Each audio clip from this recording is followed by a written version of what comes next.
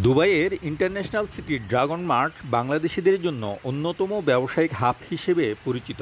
China shopping মলে ৪ থেকে ৫ হাজার বাংলাদেশি ব্যবসায়ীর অধীনে কাজ করছেন ১৫,০০০-এর বেশি প্রবাসী বাংলাদেশি। আরও প্রায় ৫,০০০-এর মতো মানুষের কর্মসংস্থান হতে পারে এই শপিং মল ঘিরে। তবে ভিসা জটিলতায় পড়েছেন ড্রাগন মার্টের বাংলাদেশি ব্যবসায়ীরা। সরকারের কাছে আবেদন করব, যারা আমাদের পররাষ্ট্রমন্ত্রী স্বরাষ্ট্রমন্ত্রী আছে এদেশের সাথে কোনোভাবে যোগাযোগ করে যদি আমাদের ভিসা জটিলতা যদি কাজে লাগায়, আমাদের যদি সমস্যার সমাধান করে, তাহলে আরো কমপক্ষে ৫,০০০ লোক এই ড্রাগন মার্ট ইউনিভার্সিটিতে কর্মসংস্থানের সুযোগ পাবে।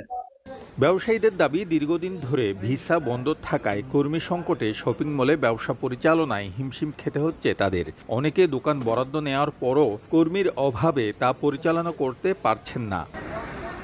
তাদের দাবি, সমস্যার সমাধানে উদ্যোগ না নিলে ব্যবসা বন্ধ হয়ে গেলে লাখ লাখ প্রবাসী সমস্যায় পড়তে পারেন। নতুন ব্যবসা বাণিজ্য যদি আমরা খুলতে যাই, তাহলে আমাদের আমাদের বাংলাদেশের রেমিটেন্স বাড়ানোর জন্য বাংলাদেশিদের আমরা অগ্রাধিকার ভিত্তিতে আমরা কাজ দিতে পারবো।